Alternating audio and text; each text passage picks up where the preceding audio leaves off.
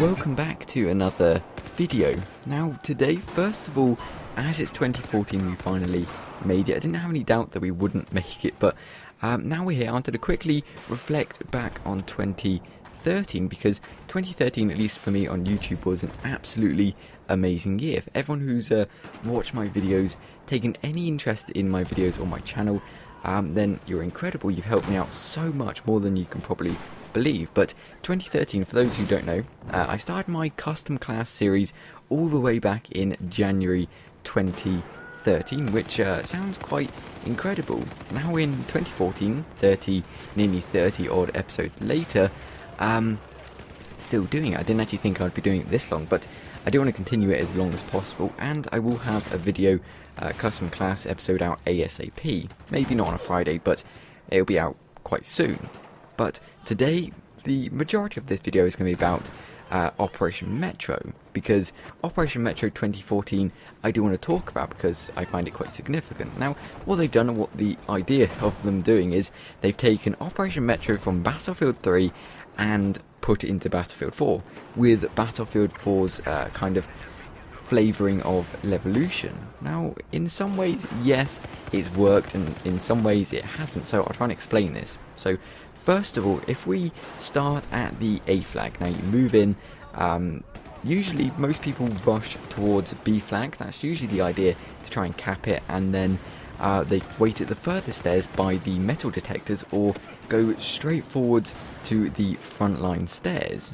But with that, people usually from C flag come either to those escalators, the furthest ones, or some go around behind the backline escalators, or they usually go to the cluster stairs and just get mowed by people flanking them. So that was generally the idea of Battlefield 3's Operation Metro. Not a lot of people liked it, but some people did. I found it quite enjoyable at some points.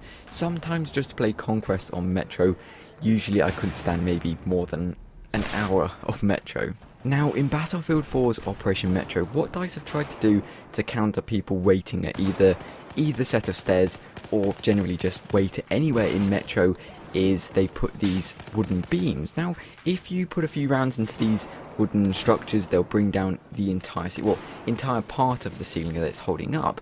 Of course, this will crush anybody underneath. Now, they've placed it in certain significant points in the map where people usually sit at certain stairs. For example, the ones closest to the metal detectors entering B from A flag, they've put them there. So if you're underneath and you find it quite hard to actually push up those stairs, then just try and aim for one of those beams and hopefully you should get someone. But they've also added, say you're coming from C flag. Now, I do remember in Battlefield 3 it being extremely ridiculously hard, in fact, to actually push up on the escalators or either the stairs. But they've also put these kind of side routes, so you go through them and you can just kind of appear or pop out behind everyone who's not really aware of these places. I think they're quite good and actually quite useful. Now, the last thing that Operation Metro has that's new is, of course, the light switch. Now, the corridor that you saw in the intro, there's a light switch at the very end, the one closest to the metal detectors. Now, flick that light switch and, of course, the lights go out. It's very effective for, say, people who want to try and go stealthy.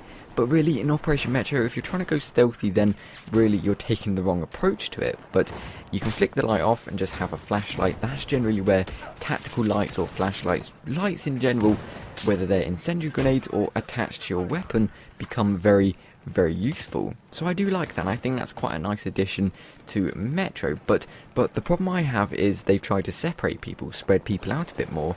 And the thing is, on current gen consoles, this would have worked perfectly, because 24 players, there can only be so many people watching the front stairs, the back stairs, and of course the side stairs.